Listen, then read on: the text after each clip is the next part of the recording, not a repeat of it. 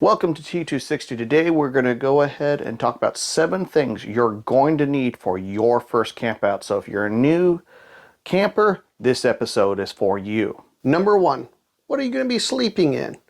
If you're going to be sleeping in a tent, there's a couple things to keep in mind. If you're going to be borrowing one or buying one, you need to go ahead and set it up, make sure all the parts are there, and then waterproofing. I've said this in many episodes, waterproofing breaks down. It breaks down after about 6 months, so it's been greater than 6 months since it's been used. Go ahead and waterproof it. Number 2, what are you going to be sleeping on? Cots, mats, blankets, sleeping bags. Being a new camper, you're going to need to figure out what you're going to need to sleep on. Just keep in mind, if you're sleeping in a tent, a lot of times you may have a gravelly bottom depending on where you place that tent, or maybe there's sticks. You should clear underneath your tent as much as possible.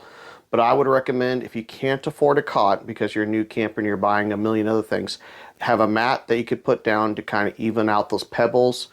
Even if you can't get a sleeping bag, you can have your blanket, but just keep in mind you need to have something in which to sleep on. Number 3, what are you going to be cooking on? Some parks might have restrictions such as a burn ban. Are you going to be using a camp stove, a Dutch oven, or just over the open campfire?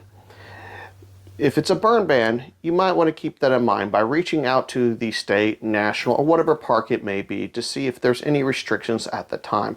This is going to let you know what you can cook. And while it may be a bummer, this is so you can have a pleasant time while you're there. So keep that in mind, reach out to the park and see what restrictions or if any they have. Number 4, lighting. Now this is kind of a weird thing, but I go on plenty of campouts where people forget to bring a flashlight, lantern. I bring both. When you're cooking, you need light. When you're walking around, you need light. This is not a city. There's not a lot of street lights.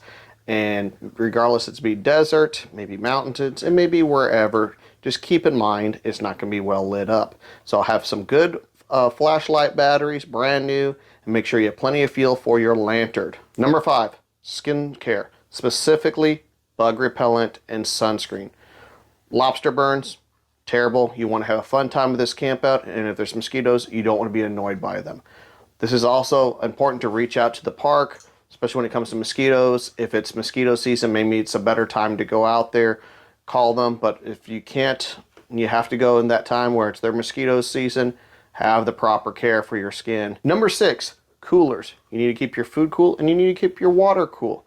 Now, unless you want to eat dehydrated food the whole time, which, to be honest, I like something a little bit more tastier than some of that stuff, get yourself a nice cooler. And this will determine how long you're going to be out there. If it's going to be a week-long trip, I would recommend get yourself a high-efficiency cooler. And I would always recommend getting yourself a dedicated water cooler.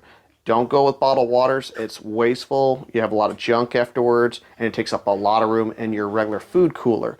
So I would strongly recommend having 2 coolers, one for water and one for food. Number 7, emergency supplies, such as a first aid kit, tent repair, or some type of rain jacket / poncho. Emergencies happen all the time. You don't want it to have to ruin your trip and have to go home early. I use a first aid kit every single time I go camping. I have 2 little ones, and they're always getting splinters or stung by some ant. Tent repair, yes, I'm always patching holes, having to re-waterproof and reseal the tent because somebody put a hole in it.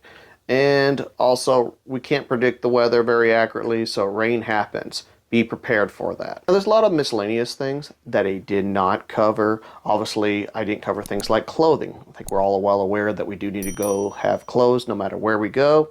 I just wanted to lower it down to 7 small groups of things you must have, that you absolutely need to have. Every state park, national park, or wherever you go will vary slightly on what you need. Obviously, the most important thing is to do your research and see what it may require out in that location.